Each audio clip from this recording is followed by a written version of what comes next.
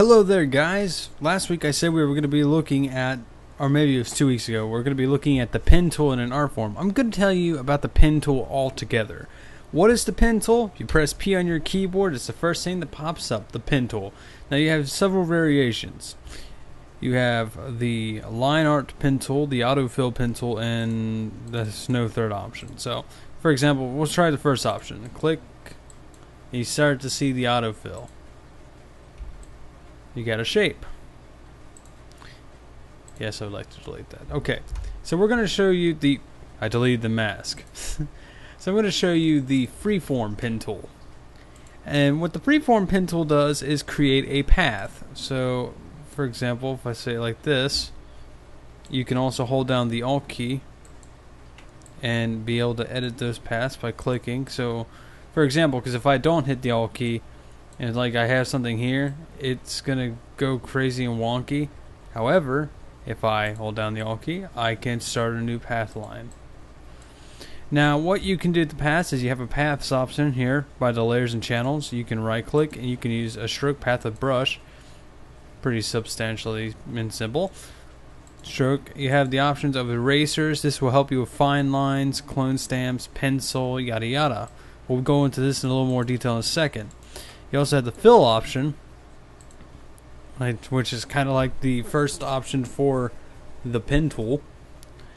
And you also have make selection, which can help because it will select that radius. And then there's delete path. So, and there's another unique thing. You could take the type tool and actually type along that path. How awesome is it? I love that mixture of letters right there. How awesome is that, though? This can help you in so many ways that, believe it or not, it's actually quite shocking. So, let's go into a little bit depth here and show you what some of the stuff you can do. I got a picture here I drew a while ago. It's kind of you know, what if I wanted, to make these purple lines black? Well, of course I could always, oh, nope, I forgot to save the PSD file. So what you want to do is create a new layer. Make sure you have black selected. Check your brush size. Make sure it's right for you. That's perfect. Get the pen tool, click, drag. Let's see if we can get this one's ears a little bit cooler looking. Alright, so we stroke path. There you go. So you take off the, there we go. Now we got an ear. You can do this to sketch out the entire image, which I can show you, but I would have to do a speed clip of it. But for time's sake, I'm just going to say it works. It kind of works like a vector line, but in another way, it's still pixels because of the Photoshop limitation, since Photoshop is a raster-based program, which is pixels. And I already explained what a pixel was, and if you don't know what a pixel is, we can do this very simply by clicking see those square dots right there? That's a pixel. Okay. And just to show you again, that's what it looks like with the pen tool. This helps with inking and very well can actually help improve your line work if you have shaky lines. So we'll close this out. No, I don't want to save. Now, we'll say in this case here, I'm not really going to edit this fully, but we'll say we're going to use this as a path selection. Okay, so we'll select this tree here. Okay, go to paths, make selection. Okay, what does selection allow you to do? Well, exactly that. That selected area is the fill area. And you can delete or work with it. Delete the path. And you can also undo the selection.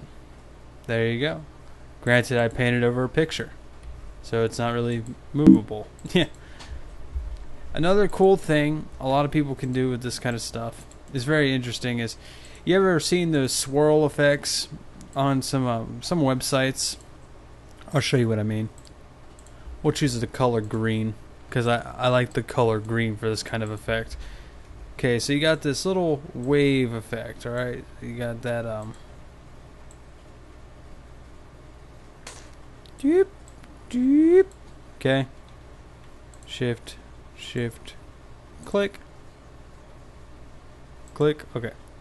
So we go fill the path with that green. Delete the path. No, not stroke the path. Delete the path. You see, that's the kind of effect. You can do this with a lot and still duplicate and be able to mess around with these. Duplicate. Oh, because, oh, it's there. It has both of them selected. And that's pretty much it. That's what the Pin Tool is. And Pin Tool can actually be very, very useful and very simple if you know what to do.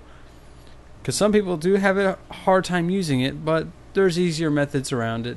And if you're an artist and you want something a lot better, but you want to do hand-free work, you can use a stabilizer in Paint Sci Pro. But that's about as good as it gets, is the stabilizer.